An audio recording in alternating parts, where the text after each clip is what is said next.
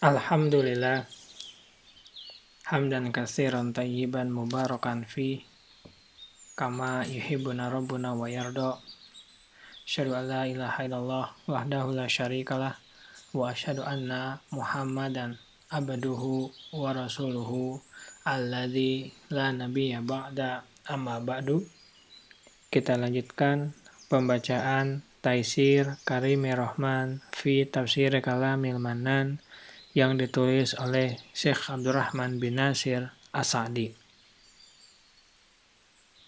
Kita lanjutkan pembacaan tafsir Quran Surat Al-Ma'idah, surat yang kelima, ayat yang ke-94 sampai 96. Ayat selanjutnya adalah ayat yang ke-95. A'udzubillahi minasyaitonirrajim. Ya ayyuhalladzina amanu la taqtulu sayda wa antum hurum wa man qatalahu minkum muta'ammidan fajaza'u mithlu ma qatala minal na'am yahkumu bihi dawa adlin minkum hadiyam balighal ka'bah au kaffaratun ta'amu masakin au adlu dzalika siyamal yadzuku wa bala amri afallahu amma salaf wa man ada fayantakimullahu min wallahu azizun dzuntiqam.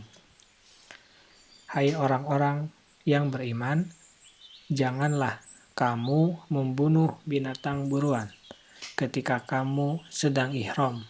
Barang siapa di antara kamu membunuhnya dengan sengaja, maka dendanya ialah mengganti dengan binatang ternak seimbang dengan buruan yang dibunuhnya.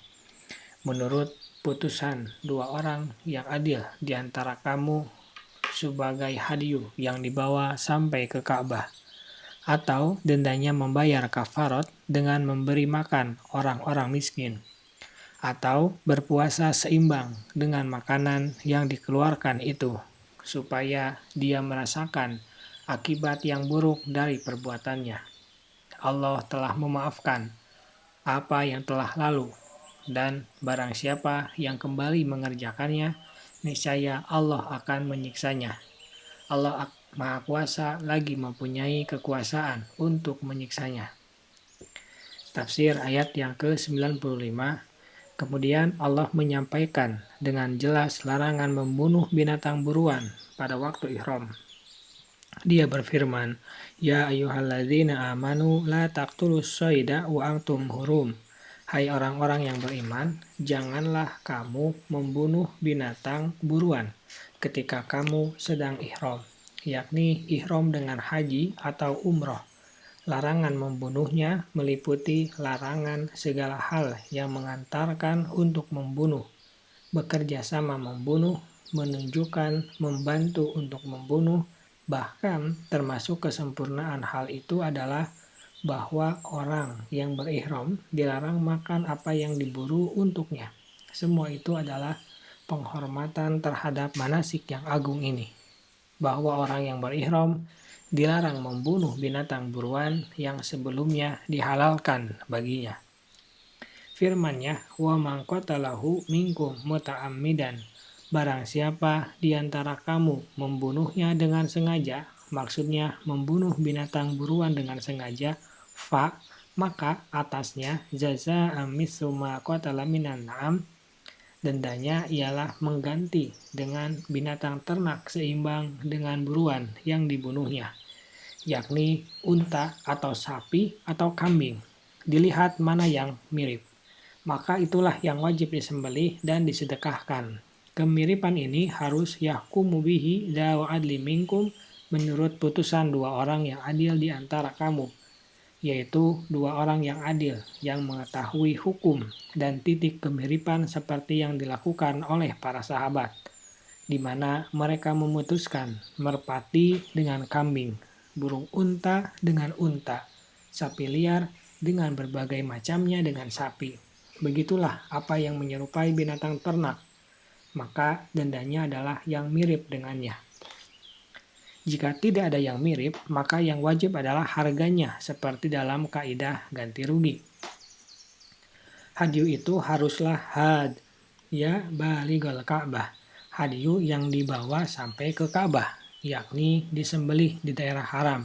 Au kafaratun ta'amu masakin, atau dendanya membayar kafarat dengan memberi makan orang-orang miskin, yakni kafarat pelanggaran tersebut adalah memberi makan orang-orang miskin seharga binatang ternak yang sepadan, yang berbentuk makanan atau orang-orang miskin, yang berbentuk makanan untuk orang-orang miskin.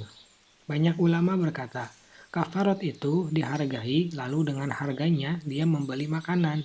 Maka setiap miskin diberi 1 mud gandum atau setengah sok dari selainnya. Au adlu dzalika siyaman, atau berpuasa seimbang dengan makanan yang dikeluarkan itu.